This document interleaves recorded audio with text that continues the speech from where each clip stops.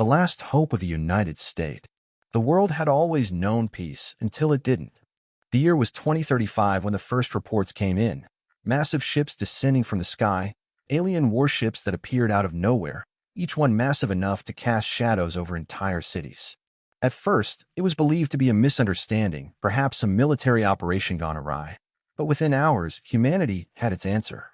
These ships were not made by any human civilization. The alien species, calling themselves the Vraxii, arrived with no warning, bringing devastation in their wake.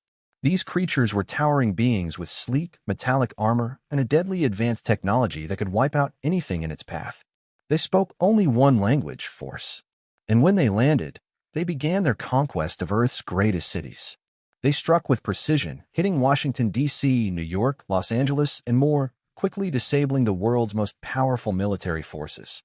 The United States, once the global leader of innovation and defense, found itself vulnerable. Every attempt to repel the invaders failed. The military, despite its advanced technology, was no match for the Vraxii.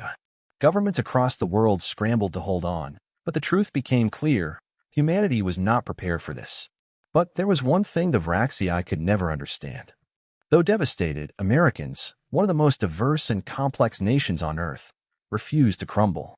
The federal government may have faltered in the face of extraterrestrial invaders, but the people, the heart of the nation, knew what was at stake. People from all walks of life, from every state and every city, put aside their differences. The red states, the blue states, the independents, the urban and rural communities, all rallied together under one banner. It was a moment of unparalleled unity that transcended politics, race, and ideology. They were no longer a divided nation. They were one people, and they would not allow Earth to fall. A group of leaders, generals, scientists, and civilians formed a coalition to devise a plan. Ordinary citizens became soldiers overnight, bringing their unique skills to the table. People built weapons, designed technologies, and even reverse-engineered parts of the alien ships that had fallen to Earth. The Vraxii's technology, though overwhelming, was not invulnerable. The first real breakthrough came when a small town in Nevada managed to intercept a Vraxii transmission. This was humanity's first victory, however small. It gave the United States and its allies a crucial advantage: information. It was human ingenuity at its best, a mix of hackers, engineers, and survivalists who saw an opportunity where others saw none. President Elena Walker, a former military officer, gave the speech that would define the nation's resistance. "This is our country. These are our people. We will fight. We will not stand down, and we will never surrender to these invaders. They think they can destroy us. But they don't understand one thing: we are Americans. And as long as one of us stands, we will fight." At that moment, the tide began to shift. Every city, every corner of the nation became a battleground. The heartland became the front lines. Farmers turned their tractors into makeshift tanks. Teachers became sharpshooters. Students learned to code in hours, designing programs to fight back against alien control systems. The Vraxii underestimated humanity's ability to adapt quickly. In cities like New York and Chicago, massive underground resistance movements formed. While the Vraxii controlled the skies, humanity learned to fight in the shadows. Guerrilla warfare became the norm: small, tactical units attacking supply lines, sabotaging enemy equipment, and inflicting damage wherever possible. But it was the unity of the American people that made the difference. Despite the odds, they never gave up. Across the country, one city became the focal point of the resistance: Houston, Texas. It was here that the United States military, alongside civilian militias, managed to develop a weapon capable of disrupting the Vraxii's advanced shields. It was human ingenuity at its finest, something the Vraxii never counted on. The people of Houston, from engineers to soldiers, worked day and night, repurposing alien tech and human-made weapons to create the first viable counterattack. The turning point came when a massive Vraxii mothership appeared over the nation's capital. President Walker knew this was the moment to strike. There was no room for hesitation. A diverse team of soldiers, engineers, and scientists, men and women from all walks of life, formed an assault team. It was a mix of the military, everyday citizens, and even a few defected Vraxii who had witnessed the unyielding determination of humanity. The team infiltrated the mothership in a daring mission, launching from a secret military base in the Rocky Mountains. The entire nation watched in silence, as the operation unfolded. The Vraxii, caught off guard by the audacity of the plan, were unprepared for such an attack. The Americans breached the mothership's defenses, fighting their way to the heart of the ship, where they deployed the newly designed weapon that disrupted the mothership's power. With one final, devastating blow, the mothership exploded, sending shockwaves across the globe. The Vraxii forces, now disoriented and leaderless, scattered in retreat. The people of Earth, and especially the United States, had won. Victory was not just a product of superior technology, but of the unwavering resolve of a united nation. The message was clear to the universe. Humanity could be knocked down, but would always rise again.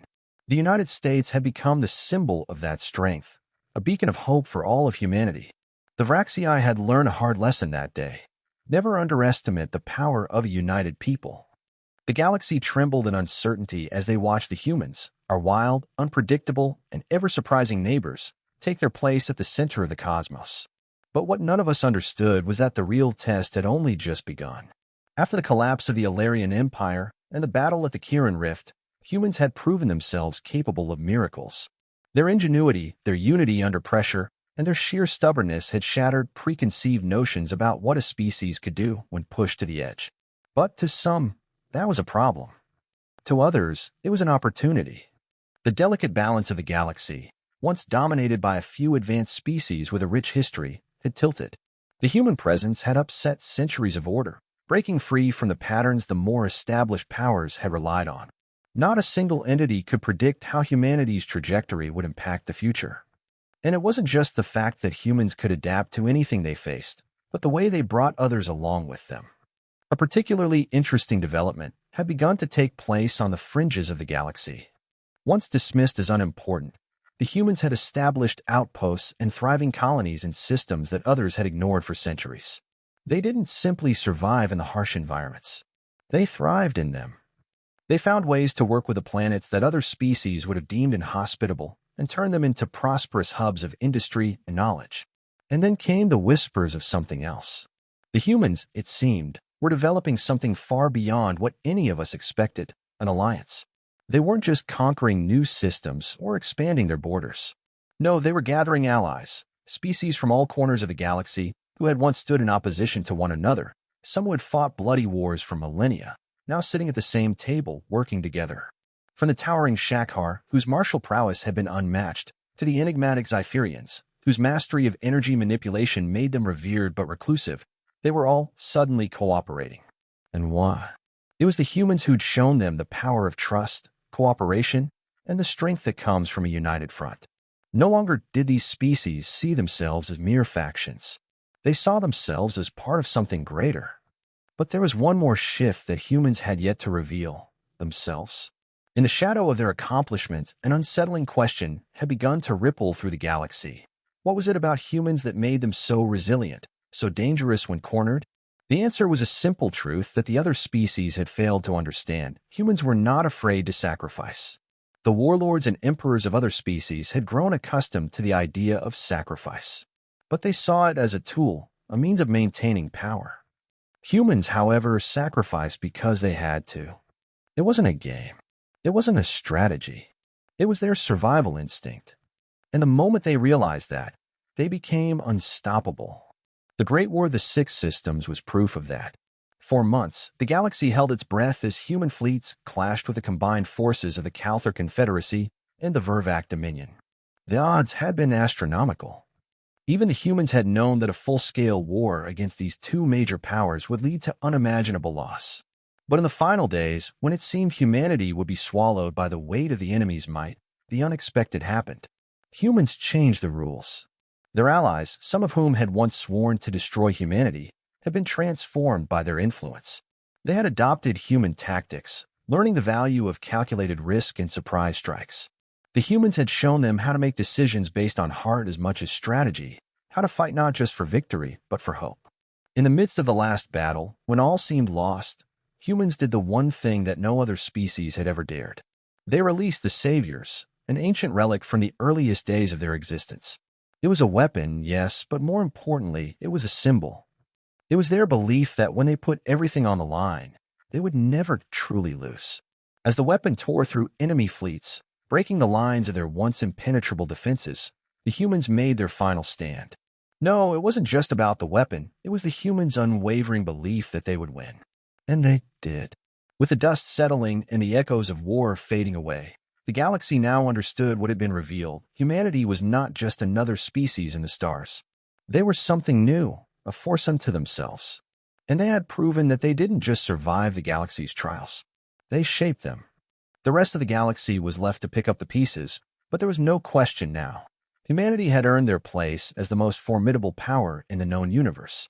As we watched from our corner of the galaxy, we understood one thing: the age of empires was over.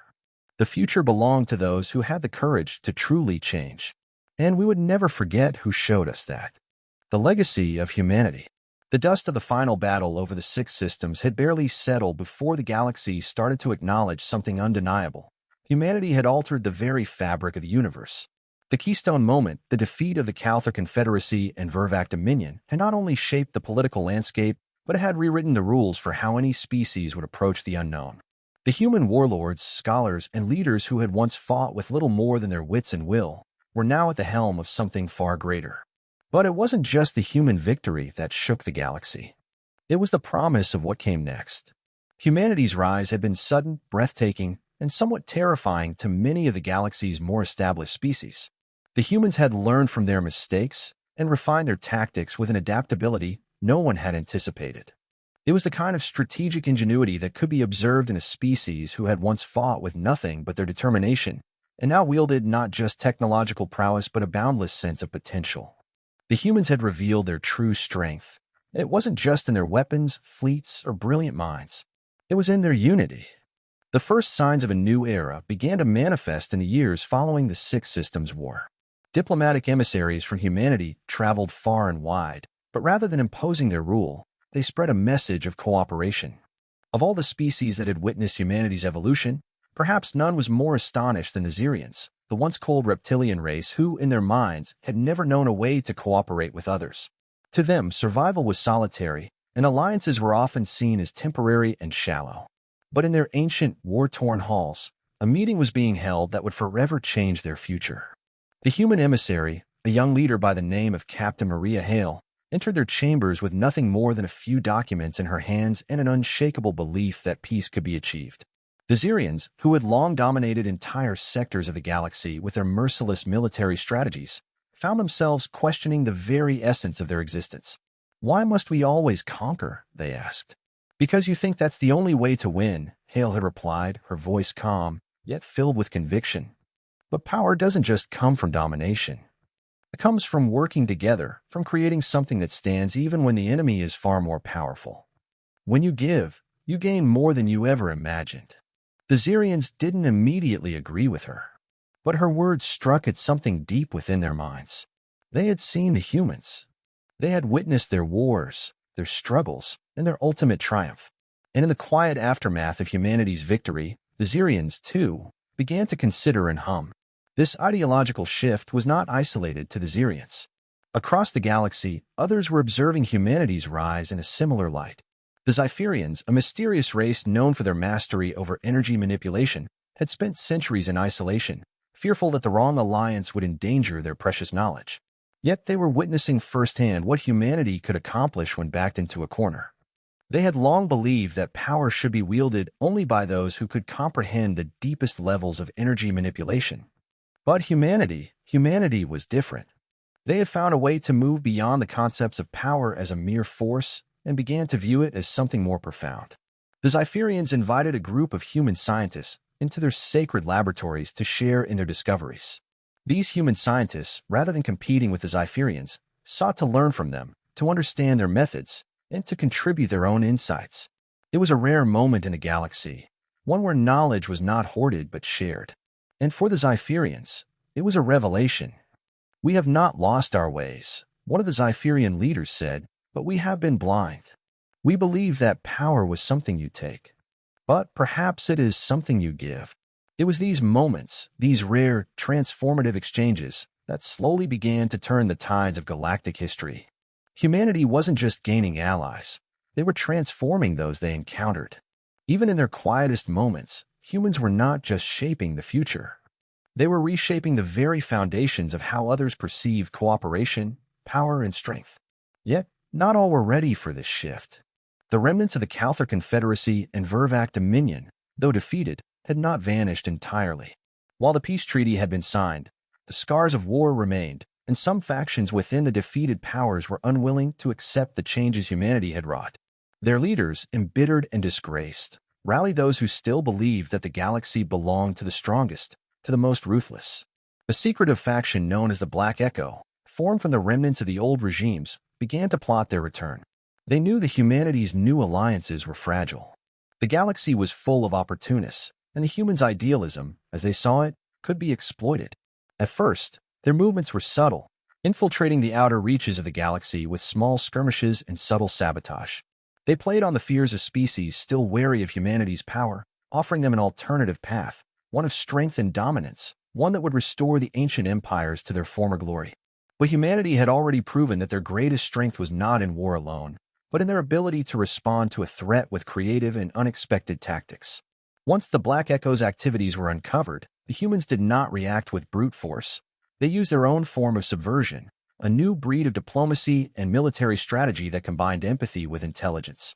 Rather than responding to the Black Echo with sheer might, humanity opened secret talks with the very people they knew had once been their enemies. In a particularly tense moment, the leader of the Black Echo, a former Calther general named Thraxus, made a daring speech at a peace conference. "The humans think they can change everything," he growled. "They think their alliance of convenience will last forever. But we will show them the true cost of their naivete." Maria Hale, now a high-ranking diplomat in the newly formed Intergalactic Council, stood before him. She met his eyes, not with anger, but with quiet resolve. "You are wrong," she said simply. "It's not a matter of convenience.